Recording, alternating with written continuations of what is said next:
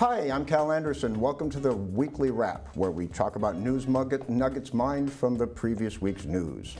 And we're after Groundhog's Day now. So you notice the days are longer, the sun's getting higher in the sky, and we're starting to talk about spring things. And who knows more about spring things than the Earth Fest, Mr. Music for Earth Fest. My guest today is Dave Simmons. Hi, Alan. Welcome to the show.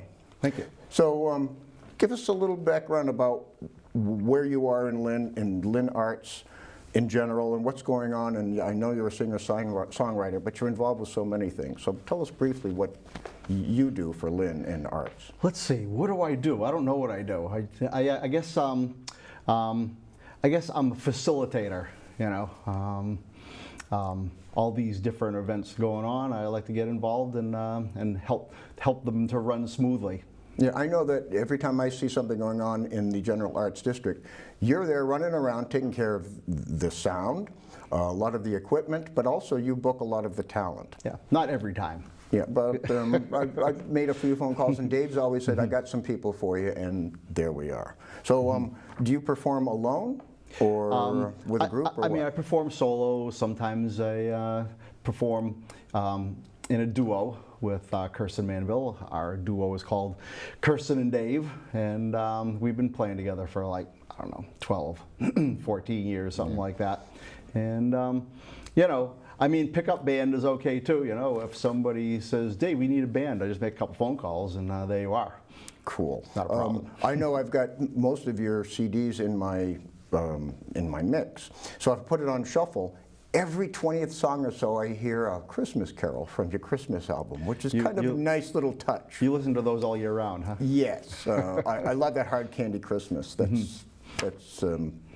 That's one of Kirsten's originals, I guess, right? That is not. That's a show tune. That's from the Best Little Whorehouse in Texas.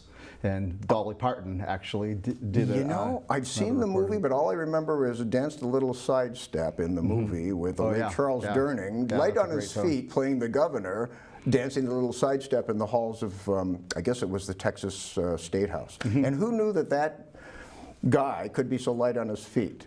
It was amazing. Yeah, that's my favorite moment, but I'm going to have to watch it again. So you've been retired now from your day job. How do you fill the time now? Well, let's see. First of all, I sleep late every day, which is awesome. And I'm learning how to play some new musical instruments. Learning how to play lap steel guitar, which, you know, it's a guitar, kind of like this, but it's tuned differently, and the technique is different. So I've been working on that every day, and I'm trying to learn how to play clarinet. After many months of daily practice, I am still the worst horn player on the planet. Oh, I did clarinet in high school, and I don't know.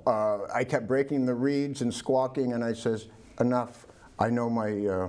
I know my talents, and one of musical instruments isn't one. I just don't have an aptitude. I'm a performance artist. What can I say? I'm feeling that clarinet is pretty difficult, since, you know, the amount of time that I put in it. You know, I don't ever intend on, you know, playing publicly because it's so difficult. I just remember all the grossness when you cleaned it out. All your saliva came out of it afterward and stuff. Yeah. So then I almost played drums, but then I got into acting and being a mime instead. Yep. People didn't know that, did they?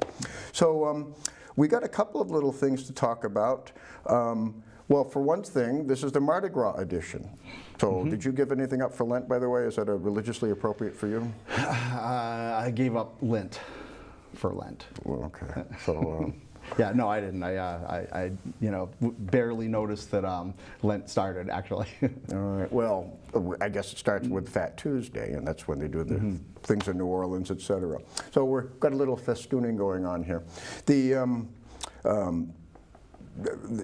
President's Week was this week too. So in addition to just being a time to buy used cars and new cars, there were a couple of things around. Last Sunday I went to Wakefield for a Lincoln Day breakfast, and it was pretty interesting. There was a scholar who wrote a book about Lincoln in his early years that realized there was never really any good documentation. So he spoke, and we were all captivated for about an hour with all kinds of little anecdotes of Abe Lincoln as a boy growing up. And he realized that there was nothing except maybe a Henry Fonda movie that had any documentation. So he did research and he found some good real nuggets. I think Lincoln was kind of an interesting guy. He had definitely had some socialist leanings that I wonder what people would think of if they read his letters and things today and saw what some of his opinions were on things. So did you notice they're starting to put up the rest of the neon lights, by the way? Speaking of arts downtown, Beyond Walls is doing just not the murals, but here's a picture of them putting up the one over a hardware store. I got fooled by one down there. There's one down on Monroe Street that's for a breakfast place, and when I drove by, for a second I thought there was a new business opening there, and it was just the neon sign. Another thing that happened this week is it was the kickoff for the other day was the 200th birthday party for Frederick Douglass. Very and the whole exciting. committee was there for all the festivities going on this year, and they had a cake. And my colleague Wendy Joseph was there cutting and handing it out, and there was a lot of kids there who have to learn about this man and how important it is for our history. And being a media sponsor, you're going to hear about this on LCTV all year long. I read Frederick Douglass's autobiography several years ago. Highly recommended. And art warms up the cold service in Revere. This is out of town, but it's close by. Did you read what they did? No. They're doing actual art on the ice. I guess there must be vegetable dyes or things that you could actually do art on the ice. And so that's I could do that in my backyard. Did you read about this? No. Well, you've been to City Hall, and you Yes. notice that the veterans' cases are kind of dated. So they've got a grant coming in to spruce up and put all the veterans of Lynn's artifacts in a couple of nice new cases, and we're very proud of that. Mike Sweeney's been working on that. This week was, of course, Valentine's Week, and the item had all kinds of stories about, they asked for testimonials about how you first met and things like that. And of course, Lynn has a new fire chief. He was just sworn in Tuesday night, Stephen Archer, and he's coming on LCTV next month for an interview. So we wish him well. And I think there was something in here I wanted to bring up. Oh yes, the mayor's asking for a $16 million bond to close the budget gap. These are supposedly the next 2 years of the worst financially for a while, so they're hoping this is going to, I hate to see borrowing money to pay back, but this is what they tell us as individuals not to do, but I guess you have to when you're, I guess it's all the school population just growing too fast for the receipts of taxes, et cetera. So anyway, David, I'm going to let you bring us home, and then you have an original song you're going to play. And but before that, I just want to remind people that we got one more program for the weekly wrap under the Lynn Lowdown platform, and that's next week, and my guest is going to be Jamie Figueroa, activist and former school committee candidate.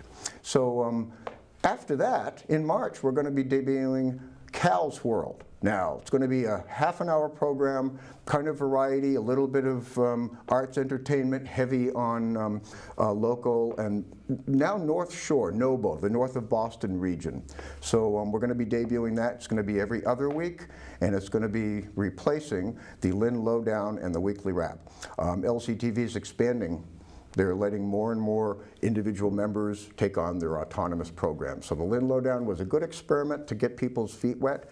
Now, just watch what's going to happen starting in March. So we're just tipping you off here. The past couple of programs, I've had a little Easter egg in my Cal's World logo. And actually, you can see it right behind me here. But you'll be seeing more about that. It's going to be heavy on green, arts, entertainment, and useful information for everybody. So David, bring us home and play us out. And then we're going to go back to having some moon pies and cocoa. How's that?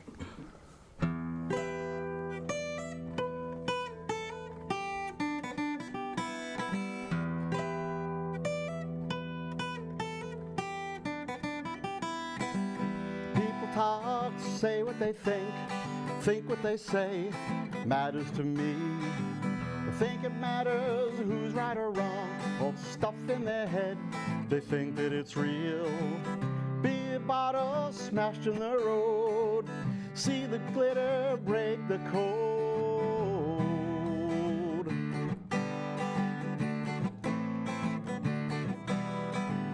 People talk, say that they want, someone to drive the wool from the door. Doesn't matter who's right or wrong, three little pigs are going to war. The war on this, the war on that. Orphans get thinner, vultures get fat.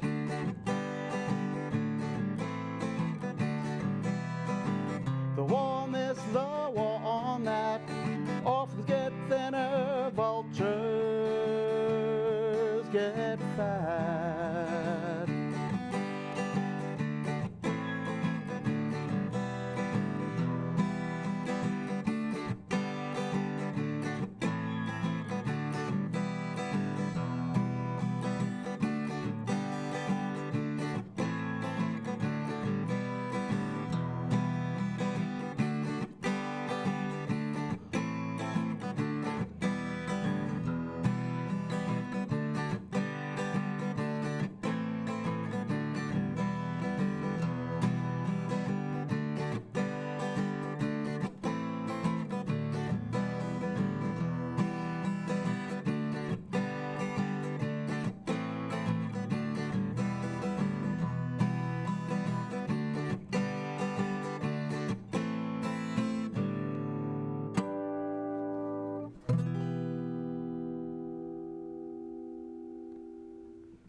Thank you, David.